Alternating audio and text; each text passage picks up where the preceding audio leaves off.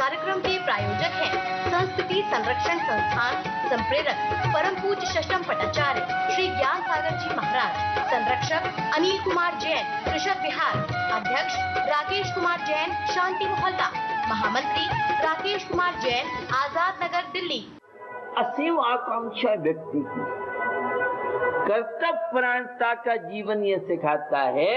एक सच्चा भक्त, वीतराग प्रभु का भक्त, सम्यक दृष्टि, श्रावक, सदग्रस्त, उसका दायित्व बनता है कि ज्यादा इच्छाएं, आकांक्षाएं, आवश्यकताएं अधिक नहीं होना चाहिए।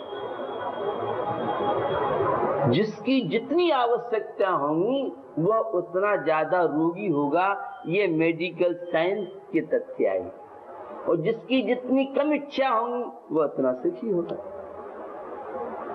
सुख मंदिरों में, साधु संतों के पास, धर्म ग्रंथों में या कोई तीर्थ स्थानों में सुख एडवांस में रखा नहीं है कि लंच बॉक्स खोलो और भोजन कर लिया, ऐसे यहाँ जाओ और सुख शांति मिल जाए। हाँ, ये सुख शांति के निमित्त है, माध्यम।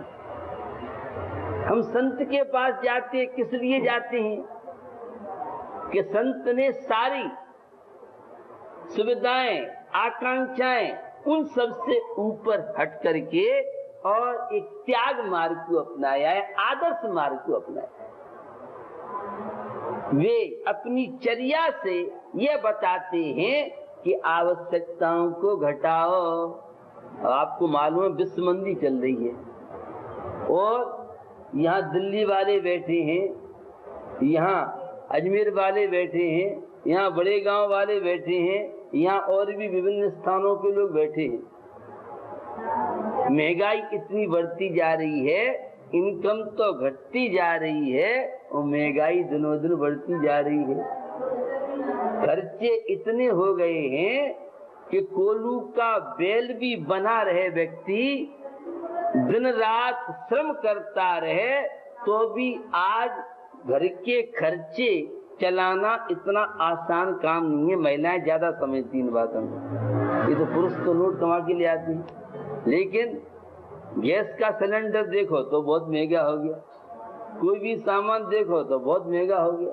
खैर, तो ये बताना चाह रहा हूं, अपनी आकांक्षाओं को सीमित करो, वो शांति आपको मिले।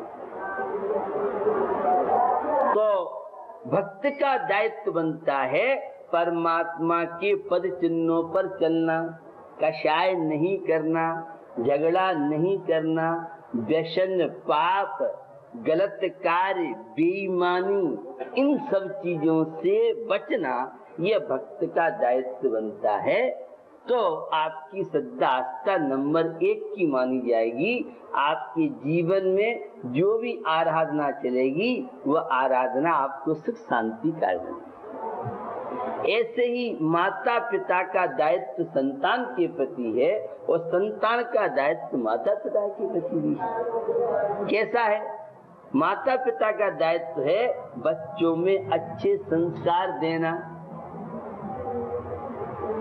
जो माता पिता अपने बच्चों को अच्छे संस्कार देंगे वे बच्चे आगे जाके उन्नति करेंगे, धर्म की ध्वजा फहराएंगे और उनके जीवन में शांति और सुख मिलेगा। और बच्चों में धार्मिक संस्कार नहीं दिए तो आज आप देख रहे हैं बच्चे कहना नहीं मानते। क्या इसमें सारा दोष बच्चों का है, संतान का है? नहीं, कुछ दोष इसमें माता पिता का भी है। पहले संयुक्त परिवार थे, घर में मुखिया होता था, एक दूसरे का अदब सम्मान करते थे। और जब से टीवी रानी आई और सारे स्वच्छंद हो गए। पारस चंद्र की बात नहीं कर रहा हूँ, पारस चंद्र में तो धार्मिक चीज याद दिखाते होंगे, धर्म की बातें पसंद कम आती है और टीवी पे और सीरियल बहुत देखना चाहते हैं लोग। तो माता पिता का दायित्व है कि वे पहले माँ और पिता बने। अब आप कहेंगे कि जिनकी संतान में माता पिता है, जन्म देने वाले माता पिता हों ये अनिवार्य है। आपने नागराय मरुदेवी का नाम तो सुना होगा। और जब आदिशर, पहले तीर्थंकर थे, आदिशर जब गर्भ में आने वाले थे तो 15 महीने पहले, माने 15 महीने मिला के 6 महीने पहले ही अयोध्या में ड्यूटियां लग गईं। अगर अपने गांव में मुख्यमंत्री अशोक गहलोत आ जाए, नाम सुना होगा बच्चों, अशोक गहलोत नाम जानते हो? तो अशोक गहलोत आ जाए तो यहाँ के सब रोड फोर्ड, कलेक्टर और सब यहाँ पर पुलिस, क्योंकि मुख्यमंत्री आ रहा है। तो जब आदिशर गर्भ में आने वाले थे तो सारे देव देवियां, और 6 महीने पहले, अभी आदिशर तो गर्भ में नहीं आए लेकिन रत्नों की वृष्टि शुरू हो गई।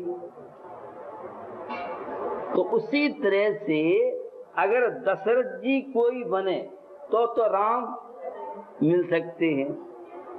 कोई अगर वह त्रिशला माँ, महावीर की माँ की तरह त्रिशला माँ बने, या कौशल्या, नाम सुना कौशल्या का, सब जानते होंगे। तो कौशल्या हो तो राम हो। आज तो मंथरा और शूर्पणखा सब समझते हैं, यहाँ की महिला बहुत समझदार हैं। ब्यूटी पार्लर में जाने वाले वे क्या चंदन वाला बन सकती नहीं बन सकती हैं? ब्यूटी पार्लर की हवा खाने वाले वे दशरथ बन जाएं, ये हम लोगों के समझ में गले नहीं उतरती। मैं व्यंग करता हूँ, अभी तक तो ब्यूटी पार्लर में महिलाएं जाती थी, और पुरुष भी ब्यूटी पार्लर में। तो ये संसार की दशा बता रहा हूँ आपको, ये कर्तव्य विहीन जीवन की बात बता रहा हूँ। तो माता पिता स्वयं संस्कारित हैं तो बच्चे उनके संस्कारित होंगे। अब मम्मी तो टीवी देखे और बच्चों से कह नहीं टीवी देख रहा तो परीक्षा है। मुझे ऐसे लोग मिले, आप सुन के विश्वास नहीं करेंगे, गाजियाबाद, दिल्ली, बेंगलोर, बड़ी सिटी की बात कर रहा हूँ, मुंबई जैसे रहो, कि महाराज हमारे घर में टीवी नहीं चलती। क्यों? कि हमें अपने बच्चे रखना चाहते हैं। अगर हम टीवी देखेंगे तो हमारे बच्चे तो हमारे ग्रैंडफादर बनेंगे जो हमसे 10 कदम आगे होंगे। तो बच्चों में संस्कार बने रहें, हम घर में टीवी लाए नहीं। ये बड़े बड़े परिवार वालों की बात कर रहा हूँ आपसे।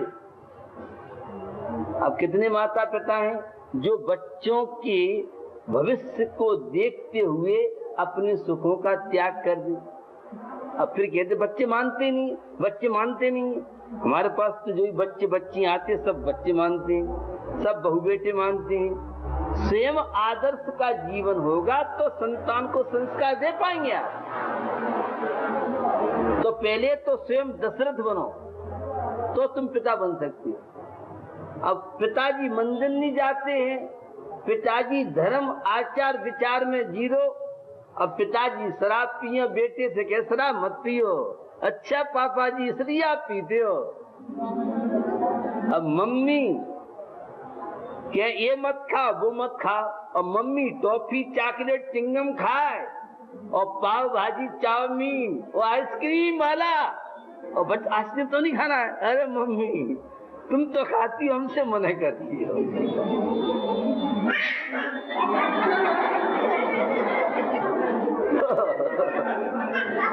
तो कहना ये चाह रहा हूं आपको कि आज कर्तव्य विहीन माता पिता है।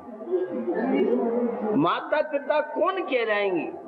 जो स्वयं संस्कारित हैं, जो स्वयं अनुशासित हैं। तो माता पिता का दायित्व बनता है ऐसे कोई भी प्रवृत्ति नहीं हो। अब पिताजी गुस्सा करे और बच्चे देखते हैं तो फिर बच्चे तो पिताजी से 10 कदम आगे बढ़ेंगे। आजकल एक नया फैशन चला है, आपको शायद मालूम, आप तो छोटे गांव में रहते हो, ये दिल्ली वाले और ये सब अजमेर वाले जानते हैं, यहाँ के लोग भी जानते हैं। फैशन क्या चला है कि पति और पत्नी में झगड़ा नहीं हो तो वे दंपति नहीं कहलाते, ऐसा है नहीं। अब देखते हैं कि मम्मी पापा लड़ रहे हैं और बच्चे बेचारे अनाथ जैसे रो रहे हैं। ये बहुत गंभीर स्थिति है। आप तो संस्कारित महिला हैं, यहाँ सब इस गांव में सब संस्कारित लोग हैं, सब धर्मात्मा अच्छे लोग हैं, लेकिन स्थिति आजकल हो रही है कि आपस में जब माता पिता में पति पत्नी में सामंजस्य नहीं है तो बच्चों क्या दे पाएंगे। तो पति पत्नी में माता पिता में सामंजस्य होना जरूरी है। बच्चों के सामने कोई भी ऐसी प्रवृत्ति, ऐसा प्रसंग नहीं आना चाहिए जिससे बच्चों का फ्यूचर खराब हो। तो अगर माता पिता दायित्व कर्तव्यों का निर्वाह करेंगे तो आज भी हमारा भारत देश सोने की चिड़िया पुनः स्थान प्राप्त कर सकता है। अब चलिए, ये तो माता पिता की बात होगी।